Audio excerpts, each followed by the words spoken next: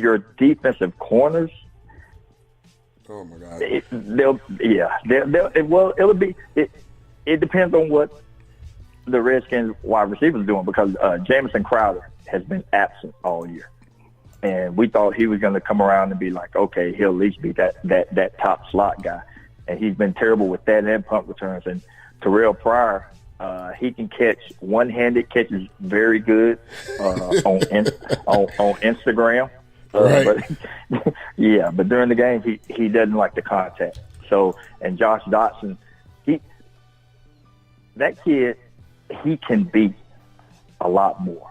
And now that they've put him in the starting position, I'm really anxious to see who you will put on him or how y'all will cover him. Because the one thing I do like about this matchup is you don't have a lot of film on Josh Dotson. True. So it's like a guessing game for y'all. So I like that part. But we'll see. It's supposed to be rainy tomorrow. I don't like that. Rainy and cold. Yeah. That may not work in either one of our favors. well, it depends, because you have a strong running game. I'll give you that. So at least you can put the ball on the ground and say, okay, let's bang this out. Now, on the other hand, with us, we're still trying to figure out who we have, because Rob Kelly's always hurt. He doesn't really do a lot. Perrine, he'll kind of go in and out. But the person that everybody wants, as far as from a fan perspective, is Mack Brown, and he can't get on the field for some reason. And when he's on the field, he's a dynamite runner. But, it's a rivalry, and the Redskins will probably win. I'm thinking 31-17, 31-20. Wow. You're going like that. Okay. Well, because the one thing I forgot to mention was, if we have nothing else on our offense, we have the best tight end combo. When healthy, that's true. Well, just not with Reed, because if you look at Vernon Davis, he has the highest average per reception. So Vernon Davis turns this seam route into 60 yards. So you have him, and then you have Niles Paul. He's out there, and he's catching touchdowns now. So when you have a three tight end set, what are you going to do, Ben? That's true. I think that you look at Vernon Davis, which I was wondering, why the Redskins picked him up. He's been getting a lot of run, and he catches the ball. And like you said, yards after catch, I agree. If Jalen Smith is on any one of those guys, it's not going to be pretty. I love Jalen Smith. It's a great story. But when he's in the hole trying to make a tackle, it doesn't work out that well. So I think it depends on who's going to be covering him. It also depends on what rookie is going to show up this week, because that seems to be our story every single week. What rookie corner is going to have to show up and produce, and that's a lot to ask for a rookie corner in Awuzie or Jordan Lewis, who got burnt on that touchdown pass from Aaron Rodgers. So it's a lot to ask for these guys. But you mentioned Terrell Pryor, and I did want to talk about him for a minute. He's a former quarterback turned wide receiver. Had a pretty great year last year. Do you think it's too much pressure on him now that he is no longer a sleeper, that he now has to be dependent on, that's the reason why he can't produce? Yeah, I think that has a lot to do with it, because of the fact that he went on a 1-year contract betting on himself, saying, okay, it'll be a big year for me. But I think his main problem is just focus. It's not about how it looks. It's about you getting the job done. And I think he focuses. He was even mentioned on Chris Carter's show. Chris Carter was saying that he needs to look more into bringing the ball in and just catching the ball. Because a lot of guys get caught up in this situation where it's about how pretty it is. It's about the contact of it all. And say, catch the ball first, no matter what, the lick is going to come. But, now I will say I didn't never think he was going to be that great like y'all did with Dez Bryant. But That's a that's another subject. That's a thing that we could do. But yeah, he really has disappointed me as far as expectations. But I think putting him second, I think it will refocus him, and I wouldn't be surprised if he has a huge game come Sunday. I wouldn't be surprised. Yeah, he's also disappointed me fantasy football wise. I picked him up. That was the guy I was like, yeah, Terrell Pryor is going to be big this year. He's a beast. I had a guy on the show who was at Redskins camp, and he was like, yeah, Terrell Pryor is really good. So I'm like, okay, this should be a breakout year for him. No, he has not done anything for me. He has failed me miserably in a league where we're actually matching up this week. I think I got Terrell Pryor in a different league, but pause. What defense that you have, which I think was the Texans, was end up putting up 33 points. Wow, good luck to me, I guess, because I don't know how this week's gonna work out, but I can't lose any more games.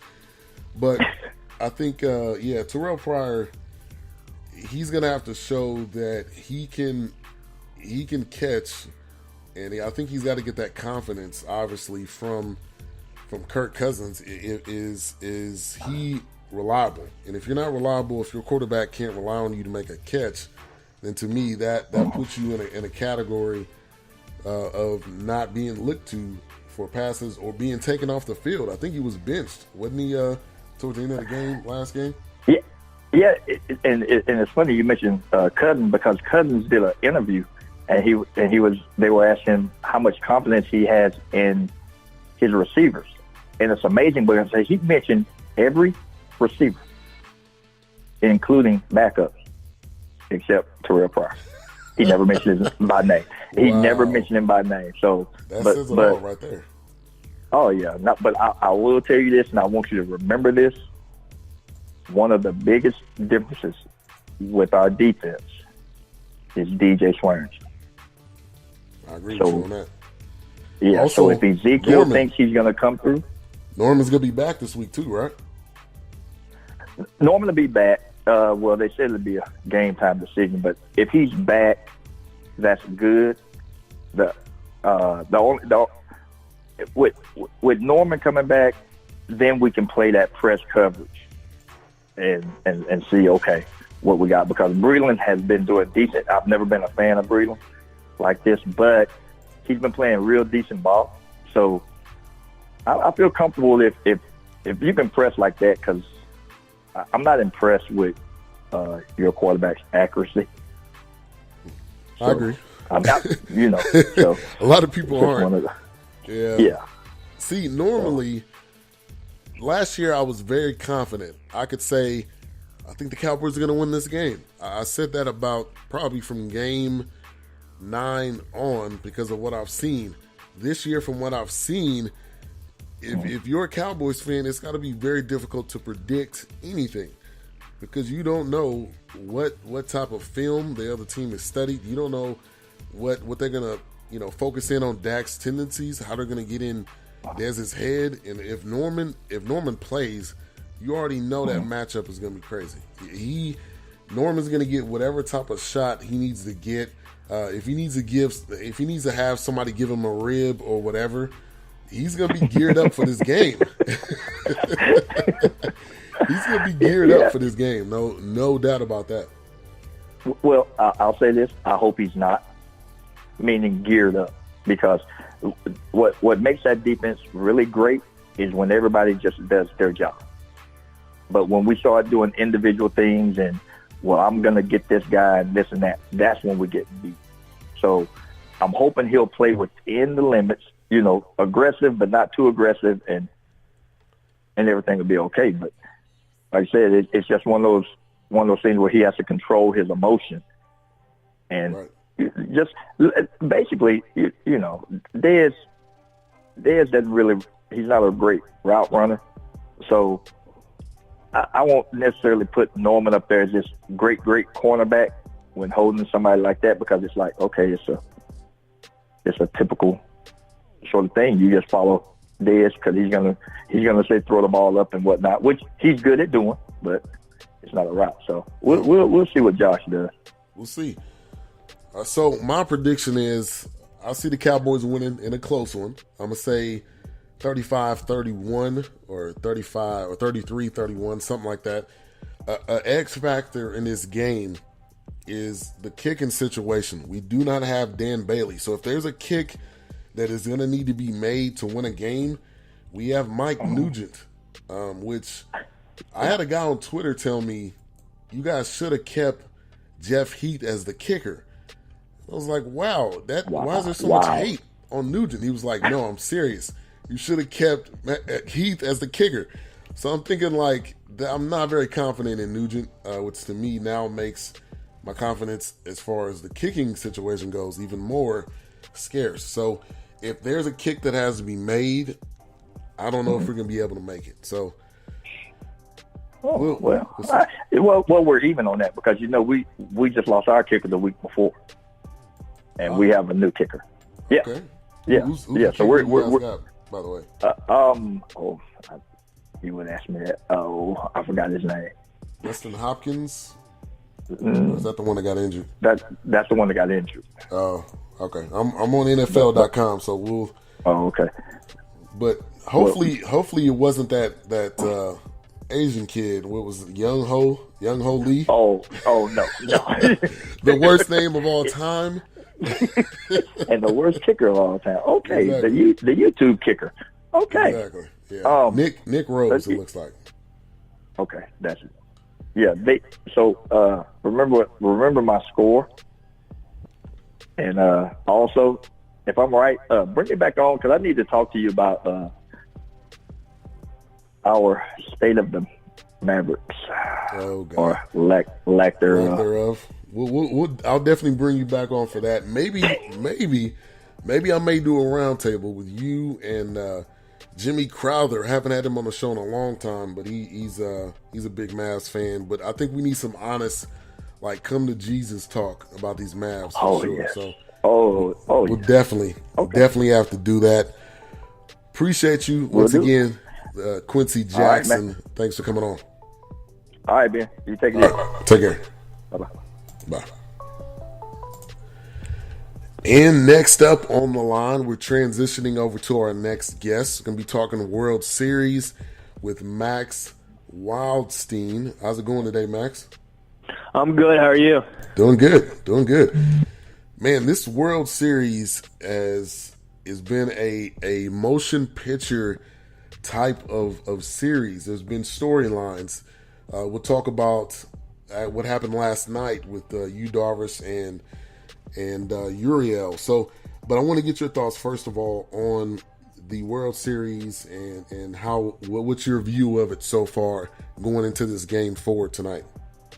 It's not what I expected. I didn't expect to see the Dodgers offense struggle as bad as they have so far, and I didn't expect to see their bullpen fall apart in Game 2. Yeah, and Yu Darvish, his performance last night it's not as surprising that the Astros have a 2-1 lead. It's the way they have it. Yeah, I think the weirdest thing to me is Dave Roberts and his pitching carousel. Like I don't get what his purpose is.